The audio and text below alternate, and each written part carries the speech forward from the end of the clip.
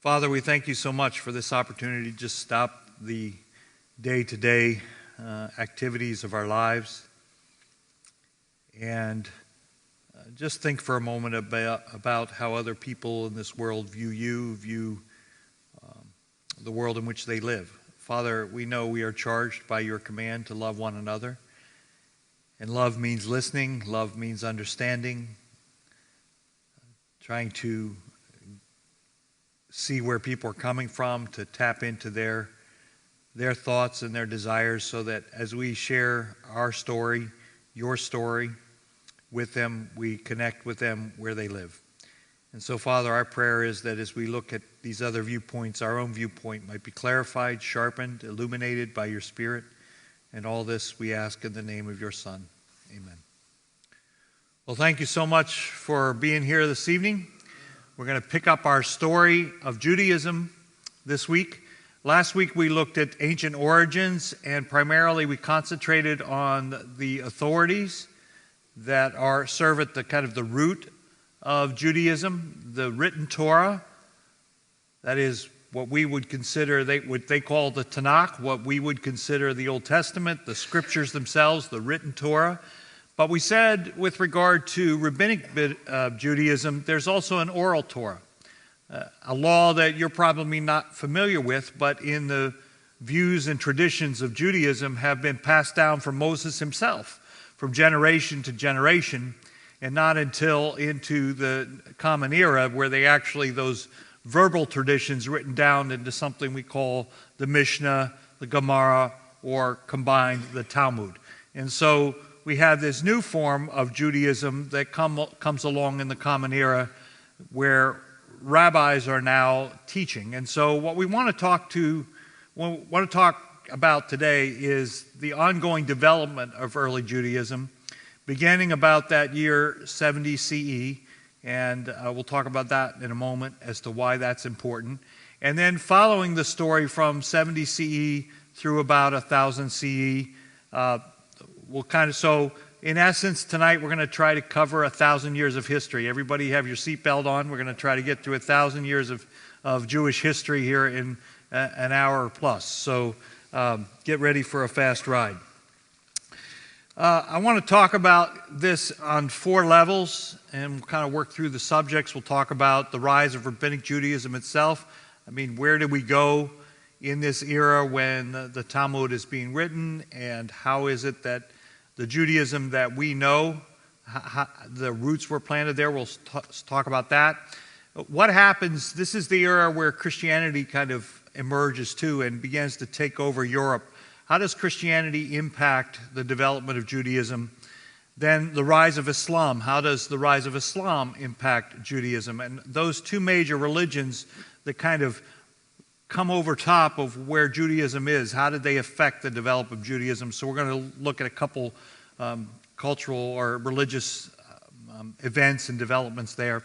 And lastly, where we land at around 2000, we want to talk a little bit or the year 1000, around 1000. What does Judaism look like? And it has to do with the spreading of Judaism throughout the known world and the word we know as diaspora. And so we're going to look at what did Judaism really look like by the end of that millennium. So those are the 4 topics. Let's jump in and see how far we get. So how then did we get to this rabbinic position? We start in the Common Era, just as the turn from the previous era to the Common Era, right about around what we Christians would look at as the birth of Jesus, the birth of Messiah. When we move from BC to AD, in Judaistic terms, we move from BCE to CE to the Common Era. What are kind of set in place? Well, 2 of the rabbis that were kind of in place, the schools of the rabbis, as you read through the Talmud, there's 2 significant schools here, the school of Hillel and the school of Shammai. And these are teachers that have begun to kind of grow and develop this rabbinic teaching, lore, debate about the law, what the law means, how you apply the law. And so they're very significant in the formation of this oral Torah, the formation of these oral rules. And these 2 schools began to develop The earlier one is Hillel.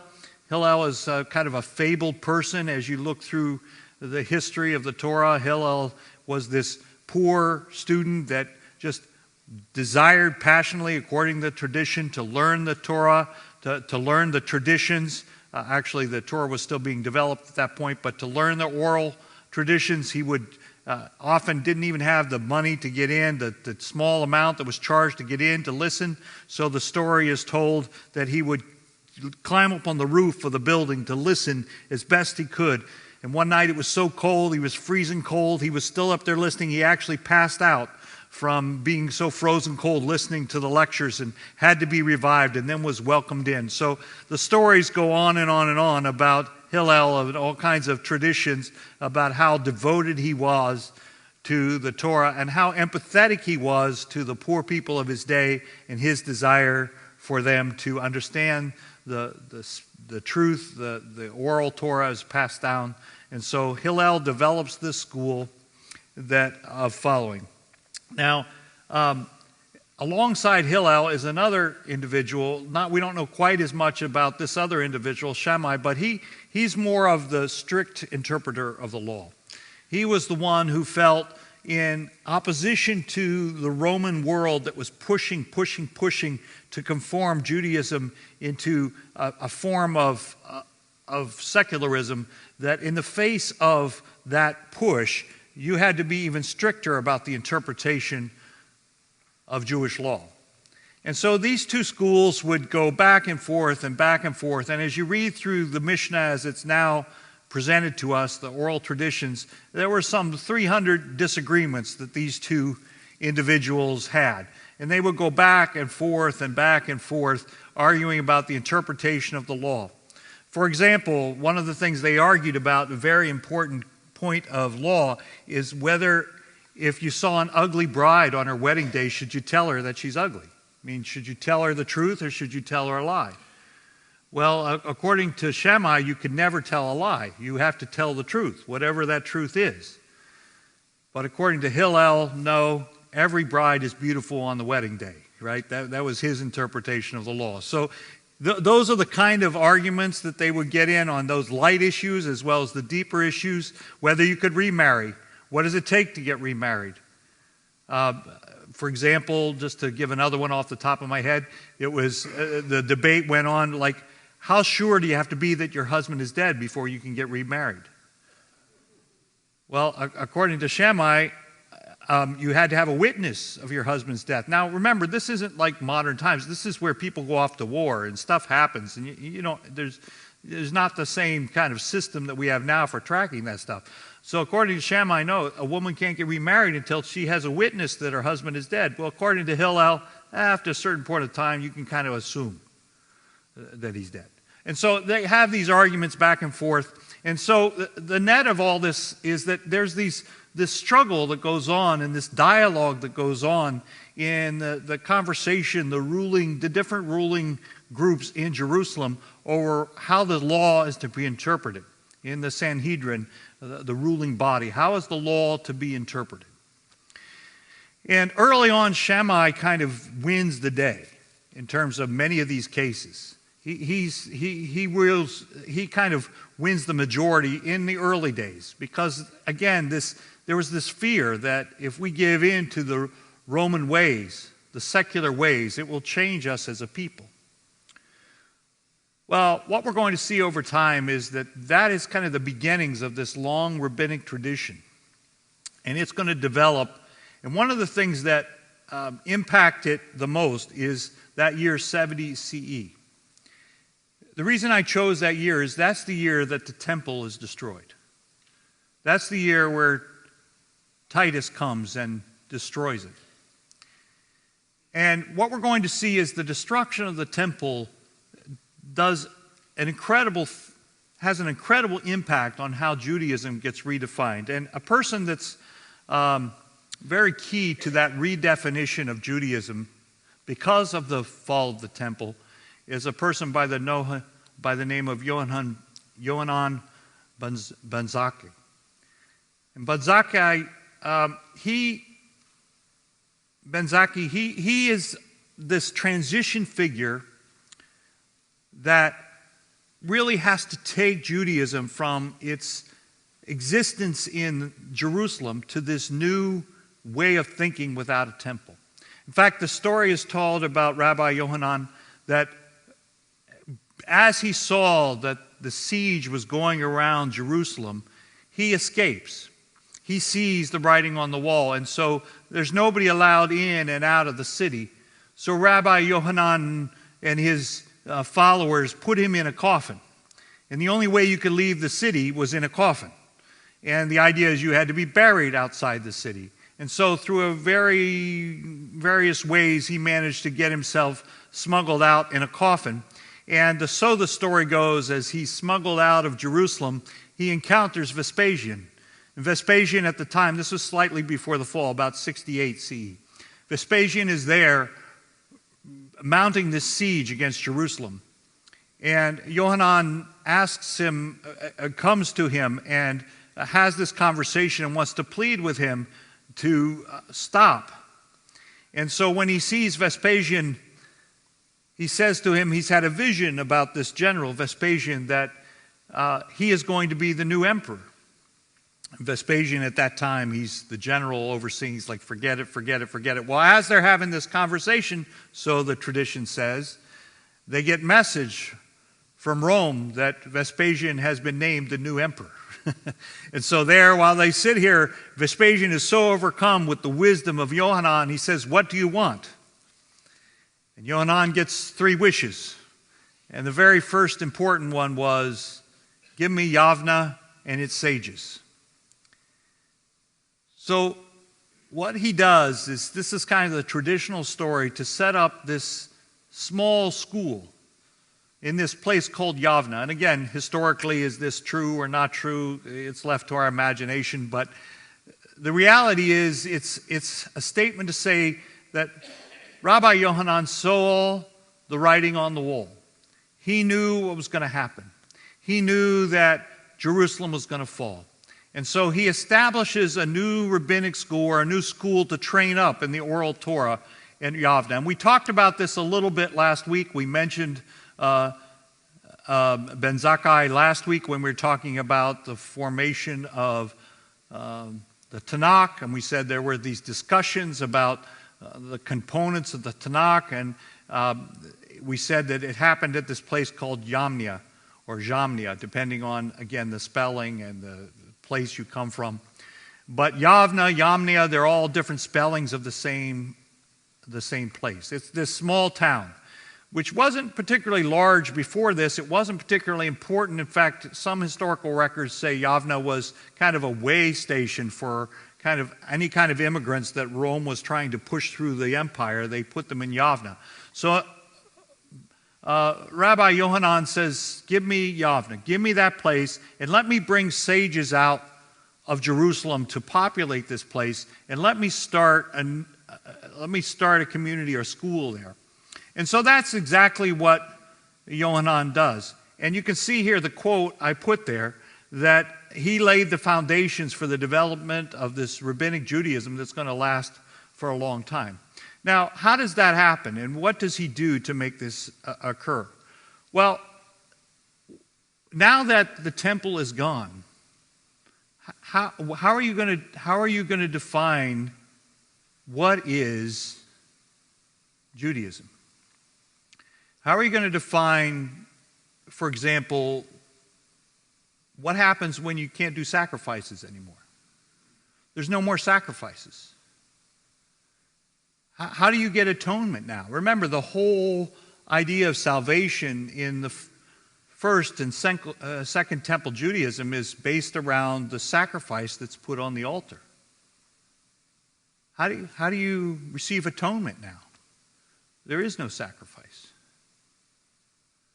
And so one of the things Yohanan says, one of his famous statements, is he quotes from Hosea that the Lord desires kindness, not sacrifice.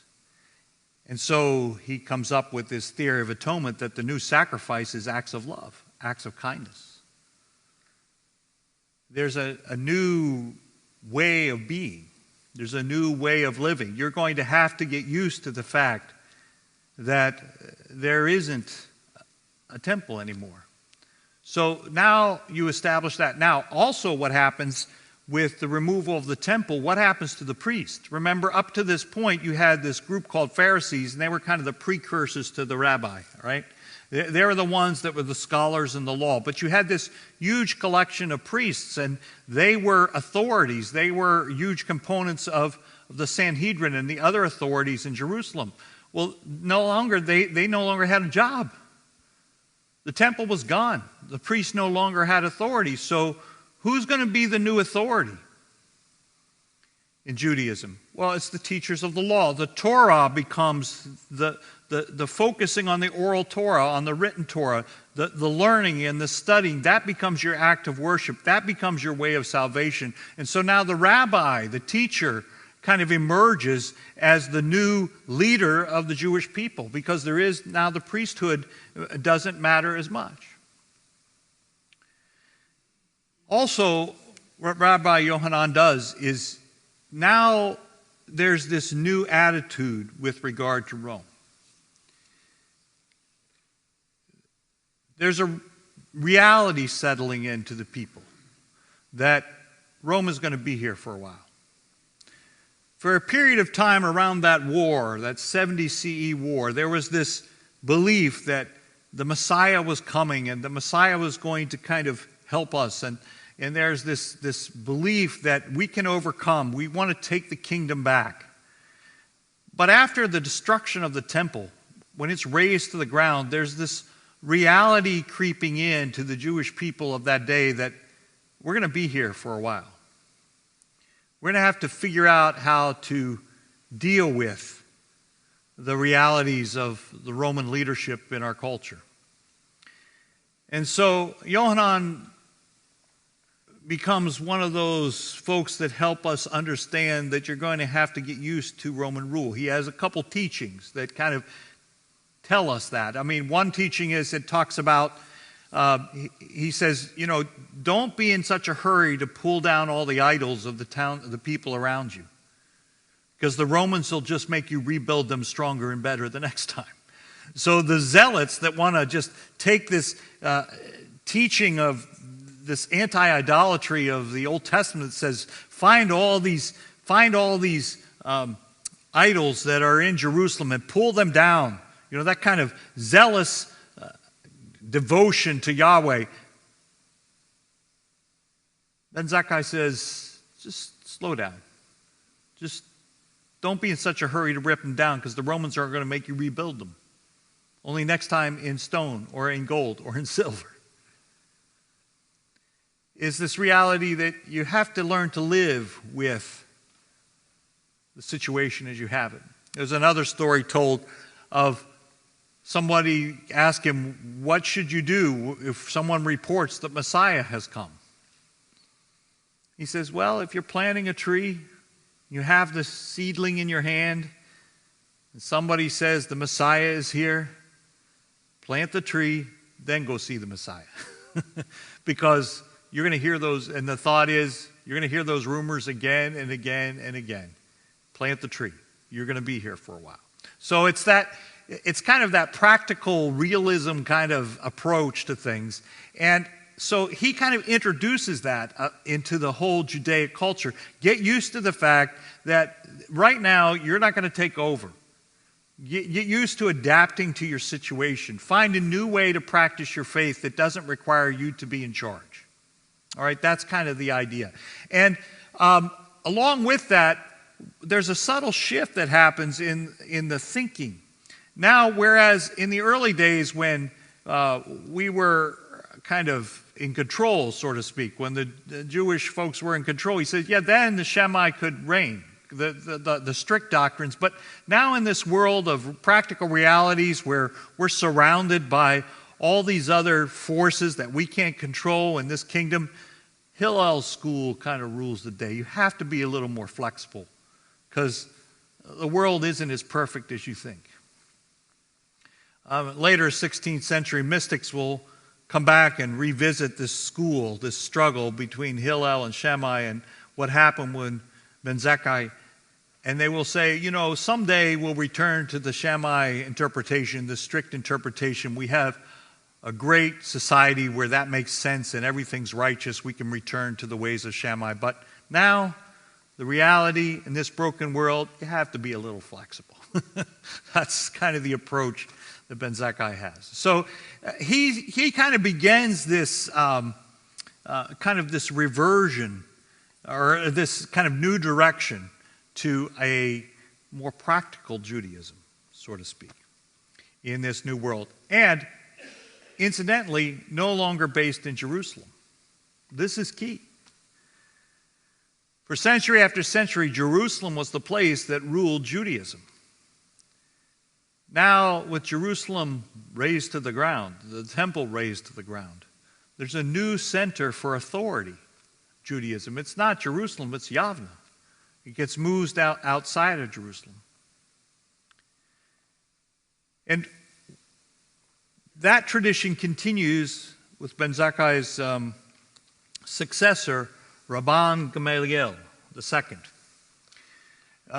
We see Gamaliel mentioned in the New Testament, Gamaliel I, as one of Paul's teachers. Well, this is the grandson, Rabban Gamaliel II. And I said that when Ben Zakkai when he meets Vespasian, he gets a couple wishes. Another wish he has is that he gets to protect the family of Gamaliel. He wants Gamaliel to come with him. So Gamaliel leaves Jerusalem and comes with him to Yavna. This is a long tradition. They were one of the followers of the original Hillel, and they're part of the original school that Hillel starts, and they come and now they set up shop in Yavna. And so Gamaliel II becomes this new successor to leadership. He takes over where Yohanan begins. And now this whole Yavna becomes kind of a center of authority and a setup, a structure. And it's probably during this time, scholars debate, but it's probably during this time where this office of Nazi, the president, if you will, becomes an authority figure in the administration.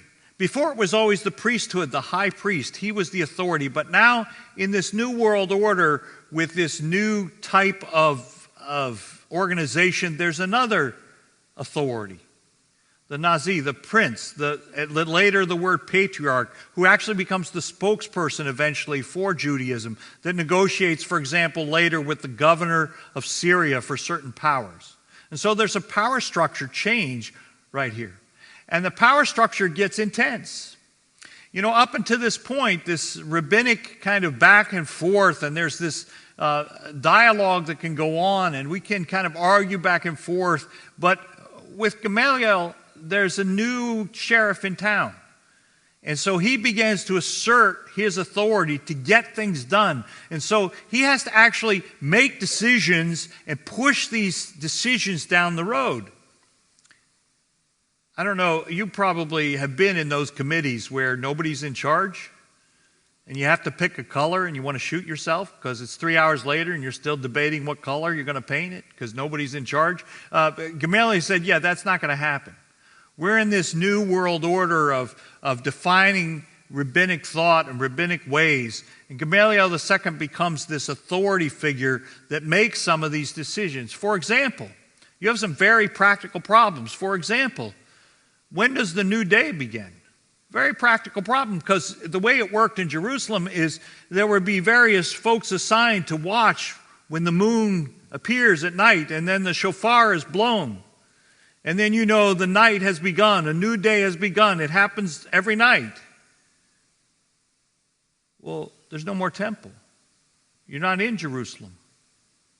Can you blow the shofar at night to announce a new day when you're not even in Jerusalem? Gamaliel said, sure, absolutely. They said, no, you can't. But he orders it to be blown, and then the next day he says, well, it happened, it's done. Of course you can. He said, well, let's just do it. And the problem was, to be fair, the problem was Passover's coming there. Well, how do we know if Passover? And the debate goes on. Passover's coming. How are we going to have Passover? Who's going to blow the shofar? What are we going to do? Oh, no, oh, no, oh, no. Gamaliel says, well, let's just do it this once. And then we'll kind of figure it out later. So this is an emergency. So let's just get out there and blow the shofar. That way we know Passover can begin. So they blow the shofar, Passover began. The next day they meet to talk about what they're going to do. And he says, it's already done. The shofar has blown. Non-negotiation. And another case, one of his rivals, they debate about dates, when it starts, when it doesn't, the Day of Atonement. There's a debate. So he orders his combatant to come in on the day that guy says is atonement. But come in as if you're traveling and walking and ready to go, which is totally against Jewish law. But the combatant has to come in because Gamaliel says you have to come in. And then when he comes, he grants forgiveness, embraces him as a friend. So all that to say, there is an element here where Gamaliel really pushes and has to make some very practical decisions. And the net of his decision is that now the rabbis can make certain decisions to replace what used to be done by the priests in the temple. This is also the time when it looks like prayer becomes a more central feature of how you worship. Again, the temple is gone. The sacrifices were the center of Jewish worship. And so now we have Gamaliel saying, look, the worship service has to take on a different flavor. There has to be something else to fill. And so the ark gets introduced. The synagogues now have copies, so you read the Torah. And there's this introduction of this communal prayer. Prayer then becomes another way of atonement. Apart from sacrifice, your prayers become sacrifices. Your prayers become a way for you to communicate with God. Your prayers of repentance, your prayers of petition. So we have this introduction of the Amidah, the standing prayer. 18 benedictions, later 19 ones added about foreigners. But there is this introduction of prayer as a fixed feature now of what happens inside of the synagogue. And also the idea of Passover. Before, it's a temple-centric kind of thing. The lamb is sacrificed.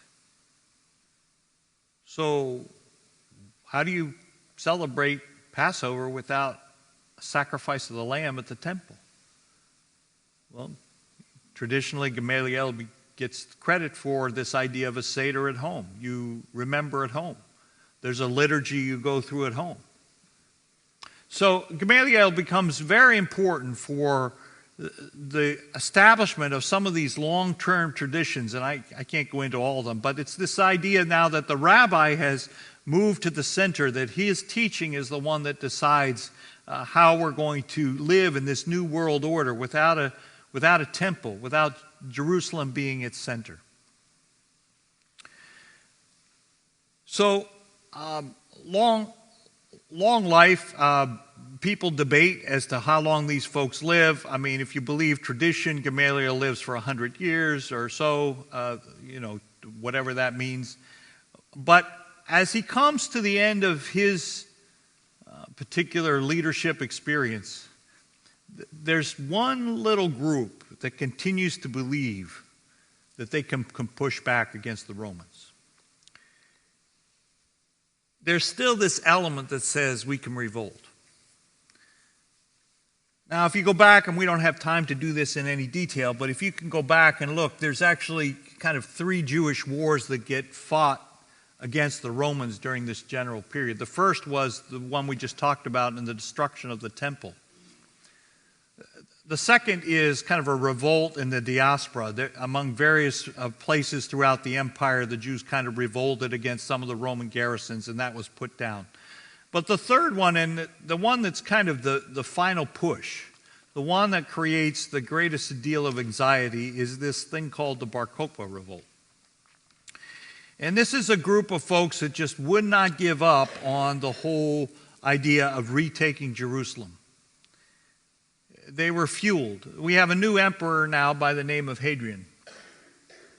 And at first, Hadrian gives a little space to this idea that maybe the Jews can rebuild a temple.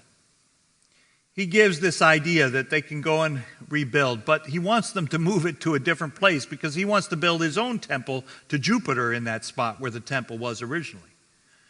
Needless to say, the Jewish people are not overly impressed with that particular development plan. And so there is this revolt that goes on about this rebuilding of the temple, where it would be. The revolt continues until Hadrian says, okay, fine, then you don't get a temple. In fact, by the way, I want all Jews out of Jerusalem. I want all Jews. I mean, he's done. And so there is this pushback, revolt that goes on. And so he starts this tradition, he starts this kind of hard pushback. Well, the revolt continues to build up and eventually gets led by this person, Simeon Bar Kokhba. And he kind of leads the various factions that are pushing back. And so Hadrian leaves for a while, and while he's gone, Bar Kokhba begins to grasp these different rebels, and they start to score victory after victory after victory, and the movement starts to gain some momentum. To the point that Hadrian hears about it, and he gets tired of he actually comes back to suppress it himself. And then he brings some of his generals from Britain, and they just push back hard on this rebellion. And the rumor starts to go out, this Bar Kokhba, he's a son of David. He's maybe even the Messiah. Maybe he's the one that's going to bring back the kingdom. Until even the famous Rabbi Akiva, one of the foremost teachers of the day, he looks at Bar Kokhba and he says, that is Bar Kokhba. In Hebrew, that's son of the star. He is the Messiah. And so there is this belief Bar Kokhba is now the Messiah. Let's support him. But Hadrian, of course, not impressed. He finally brings an overwhelming force, and slowly but surely the rebellion is suppressed. And numbers, it's hard to tell exactly, but supposedly hundreds of thousands of people died in this particular suppression. To the extent that even Hadrian himself doesn't report back to Rome to brag about his victory. Even his forces were whittled down. But by the end, there was no more uprising. Everybody understood at this point that Jerusalem was done. Judaism was done. It was not going in terms of ruling Jerusalem and ruling Judea. They were not going to be the political masters of their own fate. They were going to have to learn to live under someone else's authority. And so, again, the rabbis in Yavna, the rabbis that are now scattered throughout the empire, different authorities began to rise. But this Bar Kokhba revolt, it is the kind of the last straw in terms of hammering down this dream, at least in the short term, of a new Jewish kingdom. And as I said before, Hadrian is so upset by the whole thing, he just says, look, I don't want any Jews. And by the way, by this point, they're still trying to figure out Jew, Christian, and Christians, by the way, you're included in this. Nobody's allowed in Jerusalem. They're just banned. They're not allowed there. He's done. He's had it. And so you get to this place now where Judaism really has to define itself. Jerusalem's gone, the temple's gone, and it's not coming back. That's where you are by kind of the middle of the 2nd century Common Era. Another movement that happens kind of late in this century, and we'll just mention in passing, just because you may have heard of it, the Karaite Judaism. Part of what happens as a result of this decimation and this attempt to redefine is there's a movement that begins to grow up saying, you know, that whole oral Torah thing, the oral Torah, that's our problem. We've been listening to all these rabbis give opinions, and we've assumed that has the value of law. And that movement, that movement kind of says, no, you know what? The only thing that has law is the written Torah, the Tanakh. So we're going to become active students of the Tanakh. We're only going to learn the scriptures, the written Torah. All that oral Torah stuff, that's just opinion. So they become known as the Karaites. And you'll see those congregations in Jerusalem. There's one out in California. There's a couple of those around. They're a small movement. They still exist today. But there are a few Jewish folks who say, you know, we don't believe in the oral Torah, just the written Torah. But it's a small number. But I just want to point out that kind of comes out of this whole problem in the beginnings of the medieval period of Judaism, saying, what is our source? What is our base? And just to add to that confusion, part of the frustration is that if you read through the Mishnah and the Gemara, all those documents that make up the Talmud, you read through that, and there's all kinds of debates about temple. What should you do at the temple? How you should worship at the temple? But the problem is there is no temple. The laws go on and on and on about temple, but there is no temple.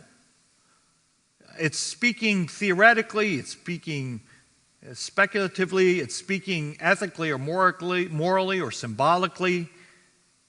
But people you can see where people reading through that on one level are saying, what has this got to do with life? Let's get back to the scripture, not necessarily the tradition. So anyway, the Karaites come along, that's their view. We're just going to look at the scripture. So just to let you know, there is that movement. Okay. So we're just giving you a little bit of an overview of kind of the emerging trends that give us rabbinic Judaism. There's so much more. I mean, the whole Talmud is filled with this. We could go on and on and on and on.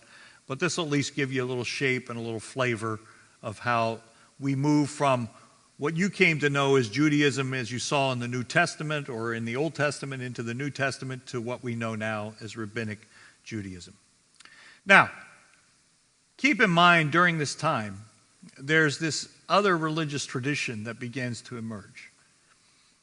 We see it in the New Testament begin to emerge, but we're kind of looking at this small lens of the New Testament, and to the general world, to the larger world,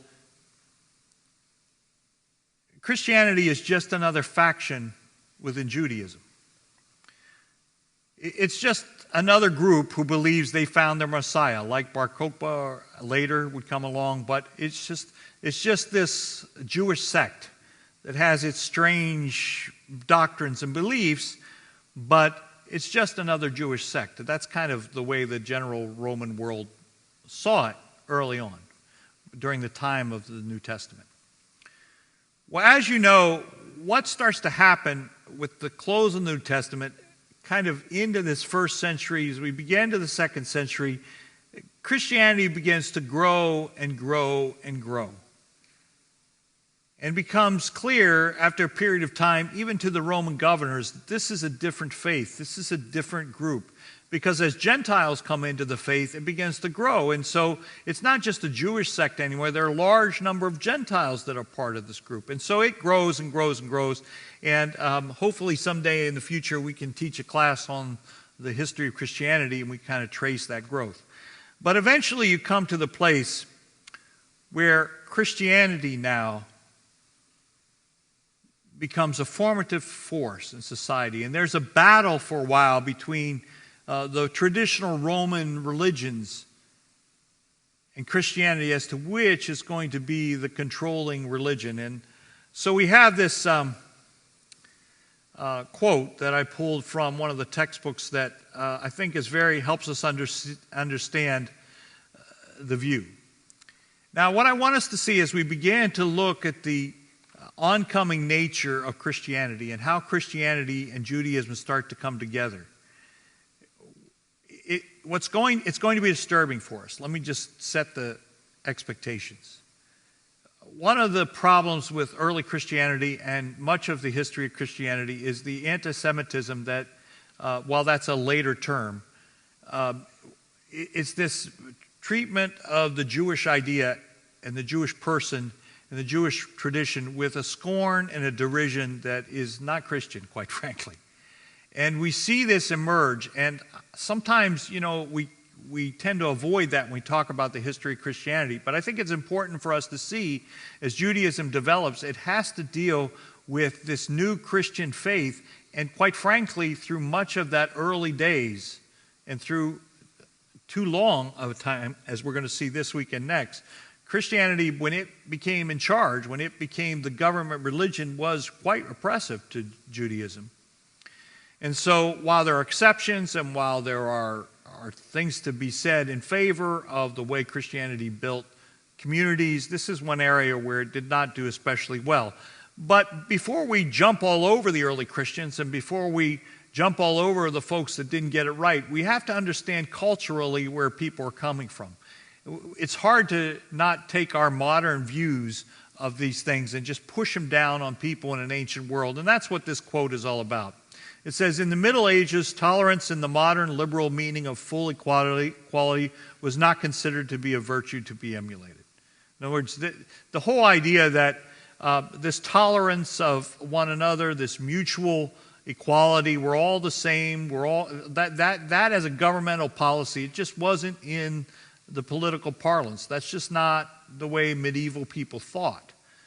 Are we getting to expect too much from a culture to go outside of the culture and see things from a 20th or 21st century viewpoint? So the author, I think, is making the point, like that this modern liberal meaning of full equality, not considered to be a value to be emulated. Monotheistic religions that believe in one God, were by nature mutually intolerant. I mean, it's just how it is in medieval times. I mean, our God won. And you read all through the Old Testament, and you see where that comes from. I mean, you can see part of the culture. The tribe that won, the people that won, their God was stronger than that God. So it was the whole idea, the whole built-in ideology of the culture is our God's bigger than your God. That's why we won. And so that gets extended into the Middle Ages so that if our God wins, then we win. We get to take the spoils. We're in charge. You report to us. And so I think it's a fair comment that this person makes. He says, inherent adherents of the religion in power considered it their right and duty to treat the others as inferiors rejected by God, and in extreme cases to treat them harshly, even to encourage them, in some cases by force, to abandon their faith in favor of the faith of the rulers. In other words, this was common cause. Everybody did it. It was what everybody did. And so we have to be careful if we look back at the medieval days and say, well, they should have think like we think. They should be open, tolerant, caring, loving. Well, they were in a culture where you didn't do that, where you were by nature looking down on others. So anyway, but even with that prism in mind, we should be fair about the way they were treated. So how do we hit some of the highlights here and talk about what effect that has on Judaism? Well, we begin with what might be a hope, a window of tolerance. There is this point in history in the beginning of the 4th century where the empire is divided between an Eastern Empire and a Western Empire. Eastern Empire kind of being established in in a city later be called Constantinople, in the town that you and I know as Istanbul, Turkey. That becomes one center of government for the Roman Empire. And then you have Rome. And the government kind of gets divided in two. Well, there's a struggle during this period about the religion that would be seen as the dominant religion in each part of the empire. Constantine, through his mother, we think, eventually gets converted to the idea that Christianity should be the dominating religion in his part of the empire. Scholars debate to what extent this was personal on his part, to what extent it was politically motivated, economically motivated. The debate rages. But for whatever reason, the outcome is the same. Constantine decides that for his side of the empire, Christianity will be the dominating religion, which is a huge cry now, where we've gone in a couple hundred years from not even knowing Christianity existed. It's just a sect of Judaism, to now it becomes, under Constantine, the dominating religion of his side of the empire. And there's a negotiation with Lucius on his side, on the Western Empire, the empire of the Western Emperor. They get together, they negotiate. The Western Empire at this point will still stay under the Roman traditional religion, but Constantine is going to say his side of the religion, his side of the empire, it's going to follow Christianity. And so they get together to have this conversation about how this is going to work. And the outcome of that is the so-called Edict of Milan. It's not really an edict, it's an agreement. And we learn about it a little bit later from a letter that's written. We kind of have to assume that this was the text of it, it's quoted. But without getting into detail, the whole idea was to allow a type of freedom religion in the empire. So you could practice your religion, whether it's Christian or non-Christian. You should be able to practice your religion. So it has this very high and noble sounding paragraph in it. I've quoted directly from the English translation there. It says, "We're resolved, that is, to grant both to the Christians and to all men freedom to follow the religion they choose, that whatever heavenly divinity exists may be propitious to us and to all that live under our government." So there's this great sounding statement in the Edict of Milan that we're going to be able to practice free religion. But of course, underneath it, the real substance of it is Constantine is saying Christians are going to be able to practice their religion as freely as they want. So you start off, though, with this hopeful attitude, well, maybe this will trickle down. Maybe this will be true. Maybe these words will be taken literally, and Jewish people and everybody else be able to practice their form of faith in a free way. Well, as you study history, you realize that the dream was short-lived. The reality is there was not going to be freedom of religion. It was just for a short period of time in isolated circumstances. The battles will continue. In fact, when it's all said and done, Constantine's going to within, I think, 80 years or so, he's actually going to cause the death of this person with whom he agrees. So, in fact, what happens is Constantine begins a policy of really rigorously enforcing his Christianity within his realm. And he begins to take a mixed approach to Judaism. In some cases, it seems that he is a little more tolerant, that he allows them to do what he needs to do. You see occasional letters for him to say, stop oppressing them, stop saying they can't worship here, stop saying that they can't have services here. He seems to express some leniency. But in other cases, he clamps down. Here's a quotation from a 4th century church historian or church preacher, church leader, and he tells us something about Constantine here. He says, "Do you see the first attempt of the impudent Jews?" He's talking there about the Bar Kokhba. He said, "Do you remember what they did back in the Bar Kokhba revolt?" He says, "Now look at next. They tried the same thing in the time of Constantine." Apparently there was some sort of uprising in Constantine's time. But here's Constantine's response. "But the emperor saw what they tried to do, cut off their ears, left on their bodies this mark of their disobedience. He then had them led around everywhere like runaway slaves and scoundrels, so that all might see their mutilated bodies and always think twice before ever attempting such a revolt." So obviously a real oppressive hand at other times. So this is not a pretty picture if you're a Jewish person in the land of Constantine. You've heard this idea that there's freedom of religion and expression, but early on it's clear that Constantine is going to insist that you follow, that the Jewish people not be allowed to do whatever they wanted. There is this oppression. Now, what's interesting too as you look at this quote from John Chrysostom, this is a church father. This is somebody who's known as the golden preacher. I mean, there's a lot of inspirational thoughts that John Chrysostom has put out there in his sermons, and there's a lot of great material, deep, rich, spiritual, devotional truth that that he talks about. He talks about the fact that, when he preaches, he feels the power of God. Whenever he preaches or he tires. I refer to this quote myself sometimes. Something happens when you preach or teach that you get this energy that you didn't have before. You can be dead tired going in, but something about when you get engaged, this energy comes, and he talks about that. He talks about the weariness of ministry.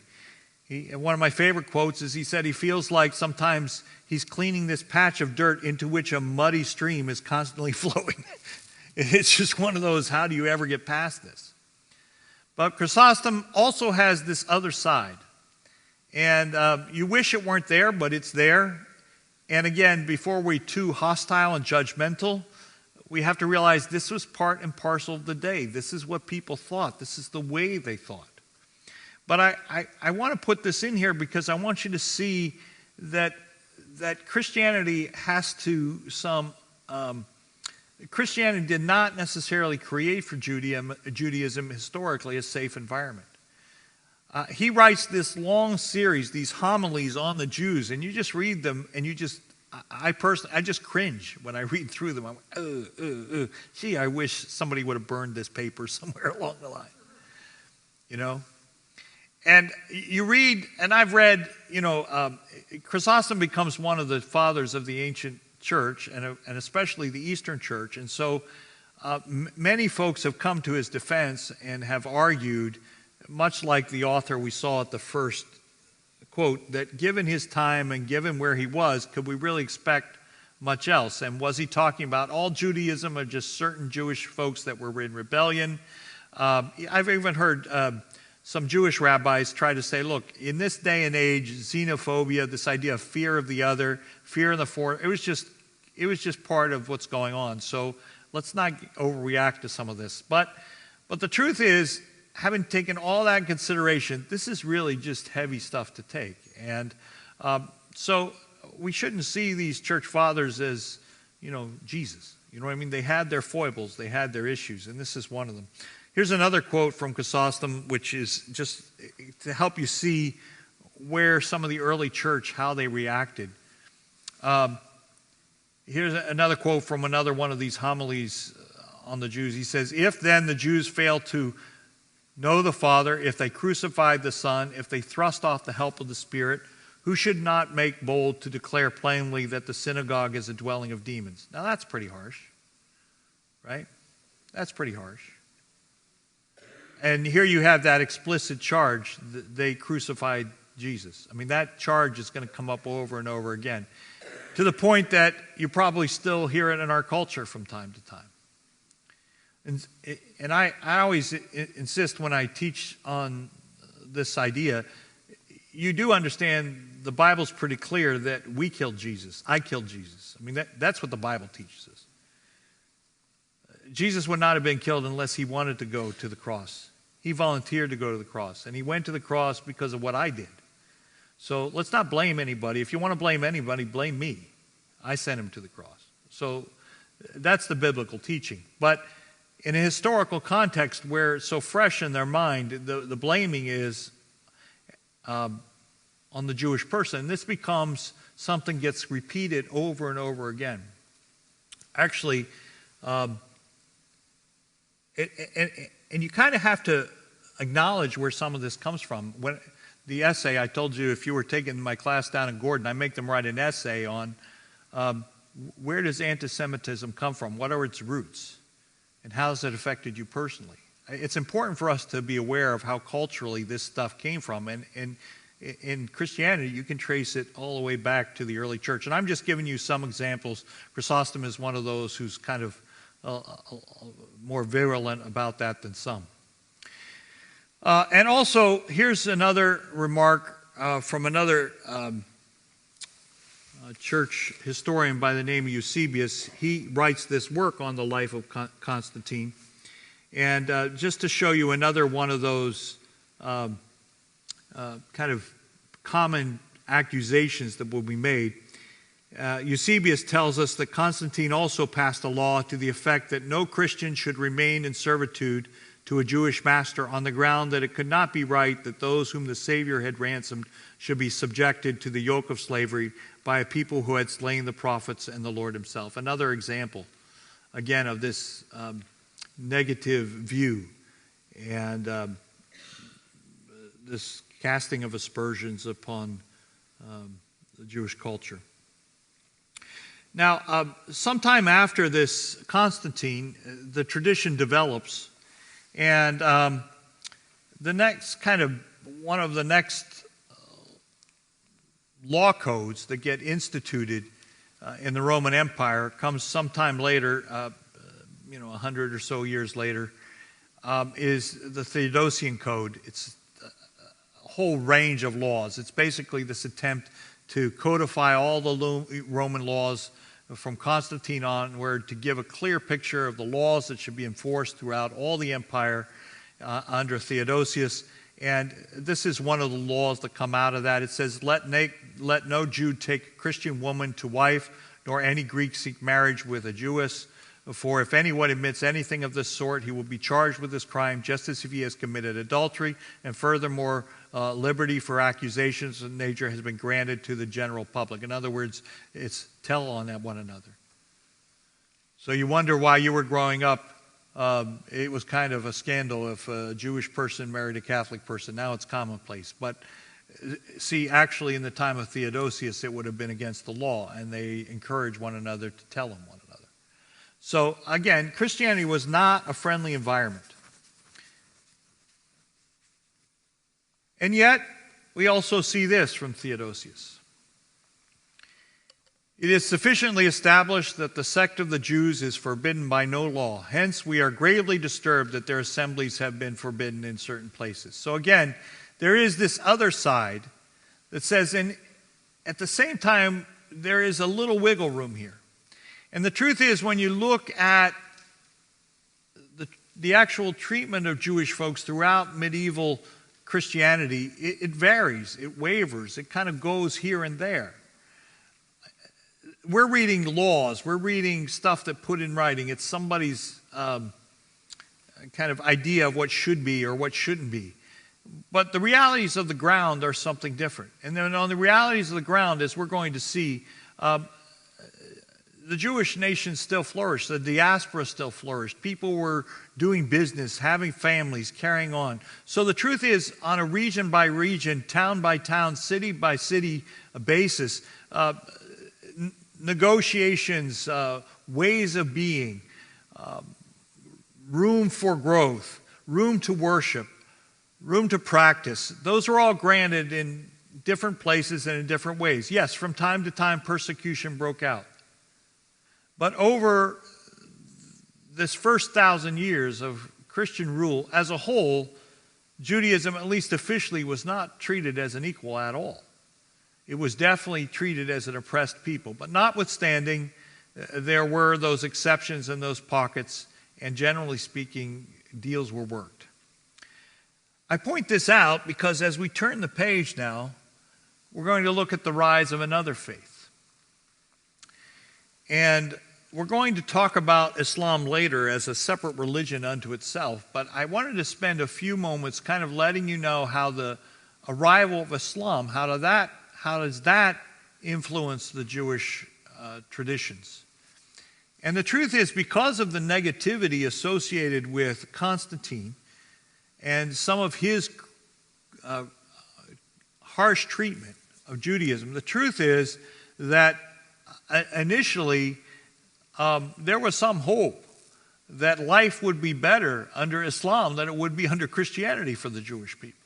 I mean, on the surface, there are some similarities. There's no Trinity, for example. Both Judaism and Islam, there's one God and only one. So there's no Trinity. Even though Christianity said there's one God and only one, but he comes in three persons. Judaism and Islam, neither one of them see Jesus as God, right? So there's some similarities, there's some hope with the arrival of Islam that maybe there's more of a conciliatory nature here, more of the two people working together one. Maybe that's possible. Well, we're going to tell part of that story tonight, and we'll have to continue the story both with Christianity and with Islam next week when we see that how that develops later in the Middle Ages. But just to point out here, this is really, Islam really takes off in the very early era. I mean, it's not long until from Muhammad's the emergent Islam in the early 7th century till it begins to expand rapidly throughout the world and takes over most of the medieval area. I pulled this quote here again from one of the sources here. The Islamic world housed the majority of the world's Jews for most of the medieval period, and the Jewish communities of the Islamic world were responsible for many of the institutions, texts, practices that would define Judaism well into the modern era. The truth is, Islam was a major formative force in the shaping of Judaism in the medieval period, and therefore what we know. So that's why I want to spend a little bit of time talking about how Judaism emerged. And it's important to note as we do that, and here's another quote that I pulled, that Muhammad himself was hopeful that the Jewish people would follow him. I mean, he was hopeful that they would see him as a friend, as the fulfillment of their hope, even as the Messiah. He was hopeful that they would see him as part of the community of the book, the follower of the book.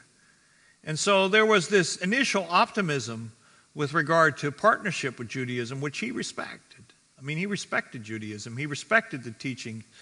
And as we will learn as we go into Islam, I mean, many of the Jewish figures of the Tanakh were in the Quran as well. Moses was there. Abraham is there. Even Christians, Jesus is in the Quran. Mary's in the Quran. So Muhammad really has this optimistic view that these people could live together as a community. That seems to be the start. And so early on, when he goes to Medina, as we'll see when we go through the history of Islam, there is this movement called the Hijrah, where he leaves Mecca to take up residence in Medina. And when he goes there, he actually goes as kind of a conciliator to build this community of interrelated faith. And so there is this agreement that he strikes, and again, it's called the Constitution. There's debate about whether that's a legitimate translation or not. But it's kind of this agreement between the various tribes that were existing in, at the time, Yathrib, later called Medina. It's this group, this agreement between these different groups. So this is a quote from that document that's out online. You can look it up. It says, "This shall be a pact between the Muslims of Quraysh, the people of Yathrib," again, that's the city known as Medina, "and those who shall follow them and become attached to them politically and fight along with them. All these communities shall be complained to the same constitutional subject of the state," and so forth. Here's the idea. In his mind, according to this constitution, according to Muhammad, they were all supposed to work together. They were supposed to be able to keep their own religious faith and yet work together. In his plan, the idea was they were going to kind of bind together as a common protection. They were supposed to take care of one another, share the expense for war, don't commit treachery. So in his mind, this was going to be a nice community where everybody kind of worked together. That seems to be the initial statement in this constitution. And in fact, if you look in the Quran itself, you have a couple statements. I'll look at two. One that seems very positive and encouraging from early on in the Quran. It says, "There is no compulsion in religion. True guidance has become distinct from error. So whoever rejects false gods and believes in God has grasped the firmest handhold, one that will never break. God is all-hearing and all-knowing." The idea that there's no compulsion in religion, that somehow these people of the book, as long as they all believe in the same God, that this should be, we should see this as up to them, to the choice. The problem is, however, that in the reality of things, as it eventually works out, this, again, just as we saw in the Edict of Milan, this is a dream that never came true. This is a reality that never happened. fact, there were tremendous struggles within Medina itself between the various factions and the various people. No exception with regard to the Jewish tribes and Muhammad. And so also in the Quran, in a book that we'll look at a little bit more or a chapter or a segment, they call them surah, in a segment of the Quran that we'll look at a little bit more when we go over Islam, there is this famous text that says, "Fight those of the people of the book who do not truly believe in God in the last day." People of the book are the Jewish people and the Christian people. They're people who believe in the book. They're part of the monotheistic faith. But this text says, fight those who do not, those people of the book, who don't truly believe in God in the last day, who do not forbid what God and his messenger have forbidden, who do not obey the rule of justice until they pay the tax and agree to submit. In other words, this idea that you're supposed to fight against these people of the book. Initially, you have these hopeful statements that we're all the same, we're supposed to get along, there's an agreement here that religion should not be a matter of compulsion, and then you get a statement like this that says, push back, fight. And there's a lot of debate over what this verse means. Some Islamic scholars who want to kind of point out that this isn't as harsh as it sounds. They're talking about Christians or Jews that are not truly Christian or Jews. That is, they don't really follow the book. They're hypocrites. They're people who say one thing and do another thing. So some Islamic scholars try to point out that that's really what the focus of this verse. Not every person of the book, just the people who are hypocrites that don't follow what they teach and preach. But it's just to point out, again, those mixed messages. There's the same kind of mixed messages we saw in Christianity. On one hand, yes, we'll get along. Yes, ideally, this should all work together. But the reality is there's other mixed messages that say, no, we're not going to get along, that we're in charge here, that we get to make the rules. And in fact, that's really what happens. By 625, within 3 years of Muhammad arriving in Medina, Jews are banished.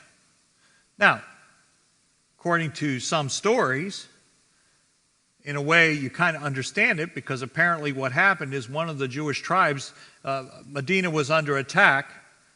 The people from Mecca were coming back and attacking Muhammad in Medina.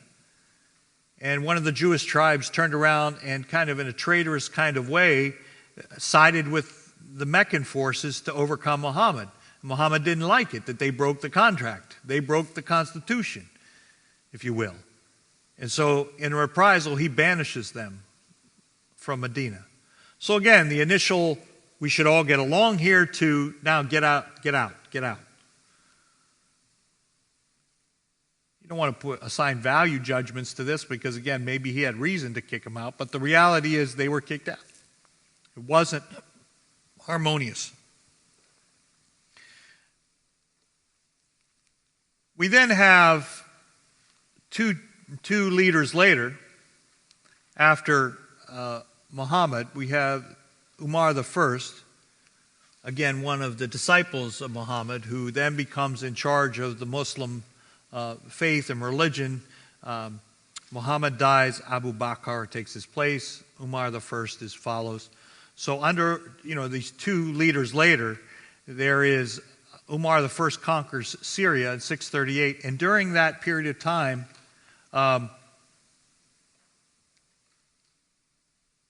they conquered Jerusalem. So now Umar the First is in charge of Jerusalem. And tradition says that Umar said now, according to Jewish tradition, Umar the First said you can come back to Jerusalem. Hadrian had said get out. And various rulers since then said get out, and some would let him in for a while, and then it's get out. Now Umar, in the particular period that we're talking about now, Umar the First comes in, and on the positive side says, okay, you can come back in. However, not everything's as pleasant as one might assume. A little bit later, and we're skipping through too much history at a clump, we have this other caliph, another kind of Islamic group is now in charge, the Umayyads. And so he's the one that finally comes in and installs the Dome of the Rock, where the site of the temple is. And so that's, again, more tension with the Jewish community. Yes, the Jewish people could come back in, but they can't have the original temple site. The Dome of the Rock is putting there, the place where Muhammad has his visit. It now becomes Muslim place. The Christians are not allowed to have that spot either. That was the place of their holy sepulcher. That gets moved. And so there is this tension with the Muslim takeover of Jerusalem. So what does that mean then with regard to Islam? And what does that really mean in terms of status? Well, technically speaking, and this legally speaking, that is according to Muslim law, Jews shared with other non-Muslims the status of dhimmi, or protected people. That was the Muslim word. You're a protected people. In other words, in exchange for your security, your freedom, your ability to practice religion, you have to pay a tax, which varied from place to place, but overall the consensus is it was high, egregious, painful, extortionistic even. Huge amounts of protection money, I guess is another way to pay it, were exacted on many Jewish communities. So there's this technical status, legal status, that even though we technically let you practice your faith, in order, if you're going to live in Muslim lands, you have to pay this tremendously high tax and submit to certain conditions. But here again, just like we saw under Christianity, it would vary from place to place and time to time. Sometimes in certain communities, certain cities, certain times, certain areas, Judaism and Islam kind of coexisted peacefully for a period of time. In other cases, outright persecution would break out. So it's not an even flow everywhere across the early world. It varied from place to place and time to time.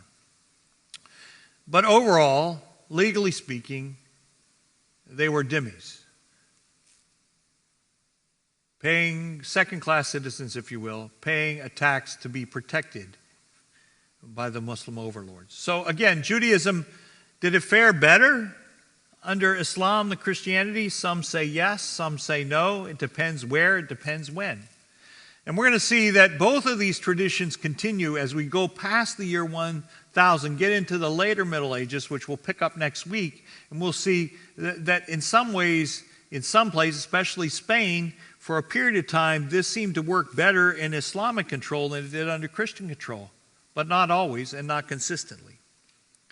The other major influence, and we'll kind of have to, I see we're running low on time, so we're going to probably have to stop after this. But the other major significance or major influence of Islam on medieval Judaism is that for a long period of time, Arabic actually became the official written language. Much of the literature written by the famous Maimonides and some of these other folks that we're going to talk about next week, many of them wrote in Arabic during the medieval period, not in Hebrew. That became kind of the language of the day in this Islamic culture. So just as we had them writing in Greek during the early days of the Greek Empire and then the early days of the Roman Empire, now under the Islamic empires, they began writing in in Arabic, and making, in some cases, Hebrew translations. Sometimes Hebrew still written, especially if it had to do with prayer books and that kind of thing, but anything intended for the people, anything intended for the populace, written in Arabic, because that's what people read and understood in the empire. So looking at our time, I think I'm going to have to close up here. We have another whole section on the Jewish medieval diaspora, but the professor went long-winded and wasn't able to get to those slides. So we'll come back and pick that up, and then we'll also pick up the development of Judaism in the later medieval ages, because that really does bring us closer to understanding how we get this worldwide Judaism that really led us into the 20th century. So let's end there. We'll have a word of prayer, and then we'll take questions. Father, thank you so much for this opportunity to look at the history of your people. Father, we're so thankful for the records that were left for us to walk through, to understand and learn and grow deeper in that understanding. But mostly through all of it, we want to see your sovereign hand leading all of us to discover your truth and your gospel and your way and your salvation. And so, Father, we just dedicate this journey to you and ask you to lead us where you would have us go. In the name of Christ Jesus, we pray.